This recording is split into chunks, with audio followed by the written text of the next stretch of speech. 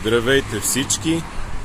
Това е видеообзор на битова гаражна врата от типа на секционните гаражни врати. Такива врати се изработват от множество хоризонтални секции. Ето това представлява една хоризонтална секция, цялото, от панта до панта. Да, там се вижда от панта до панта. Това е една секция. Секциите представляват най-често термопанели. Повечето термопанели са стоманени с полиуретанов пълнеж и най-различна дебелина. В случая говорим за 42 мм дебели панели, стоманени с перфектна антикорозионна обработка, няколко пластова. До сега за около 12 години работа с тези панели не съм забелязал нито един кородирал. И вратата е изработена с хардуер на фирма Бреда. Това е емблемата на производителя. Така, какво друго можем да кажем за този тип врати? В случая интересното при тази врата е, че е с една система на задвижване за гаражи с много нисък трегер. LHR Low Headroom, или така наречените ножици. Ще пусна вратата, за да видим каква е геометрията на нейното движение. Пускаме да се отваря. Много характерно се прибира право назад и тогава тръгва нагоре. Това позволява при много малки трегери вратата да заобиколи балансиращия си пружинен механизъм и да не се забие в него. Той винаги стои точно над вратата, като има и вариант с заден балансиращ вал. Двигателите стоят на тавана, затова се наричат таванни мотори. Ето това е един типичен таванен мотор от по-високия клас с стоманено шаси и алуминиева релса и истинска верига, която осигурява достатъчна здравина.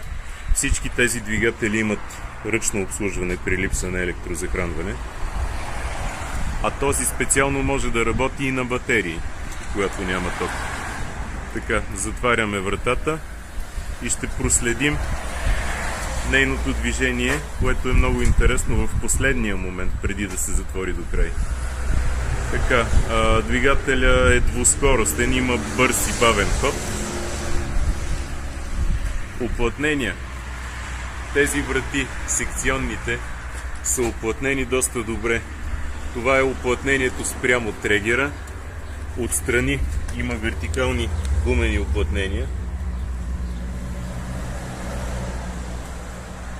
И спрямо пода има гумено уплътнение. Ето го, то току-що лепна. Така, това, което казахме, че е интересното, е движението на вратата в последния момент. Хоп!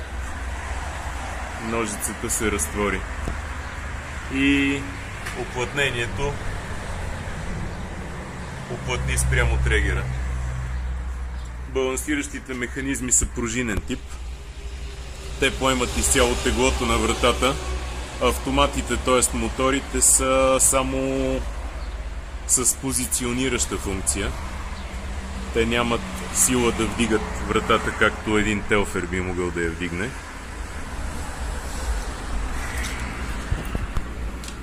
Множество най-различни обкови се предлагат. Това е така наречената безплатна дръжка в цената на вратата. Сега ще излеза отвън да покажа външната повърхност на вратата. Ето какво представлява. В случая говорим за дървесен дизайн. Най-вероятно златен дъб е това. Да, златен дъб. Ето е дръжката от външната страна как изглежда. Подовото уплътнение. По-отблизо. И вертикалното уплътнение. Как се движи вратата гледана отвън?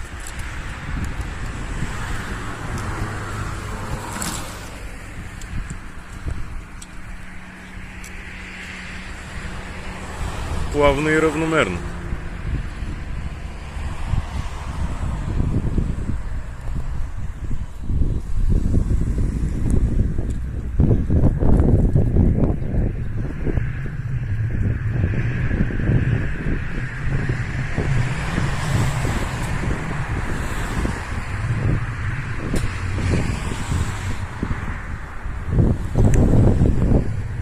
би трябвало да отвори толкова много, че да се скрие напълно. Тоест да отвори наравно с трегера.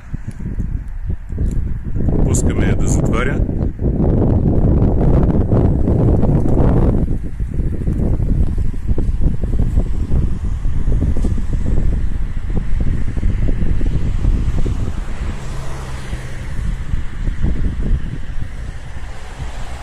Затварянето става малко по-бавно, отколкото отварянето. Отварянето винаги е по-бързо.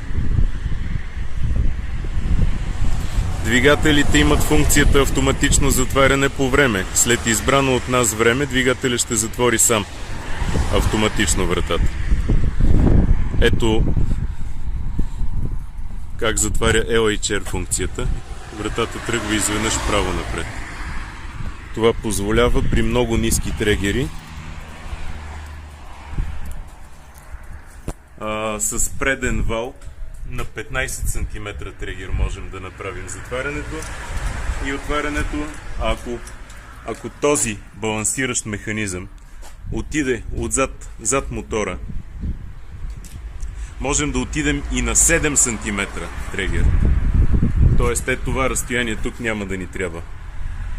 Това разстояние го няма, остава само мотора и кривката за закачане към вратата. Достатъчни са 7 см над светлия отвор, за да отвори напълно тази врата и да затвори и да уплътни. Още веднъж движението на вратата отвътре.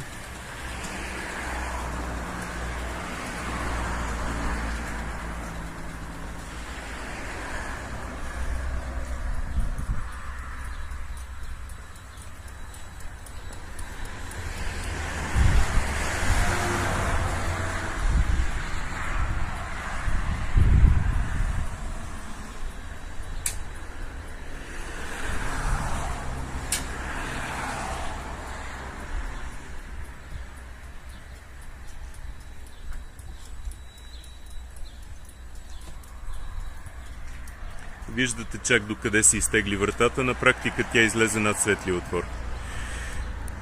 Това е една най-обикновена секционна гаражна врата, изработена от термопанел с система за нисък трегер LHR и таванен мотор от по-високия клас с алуминиева релса и стоманено шаси.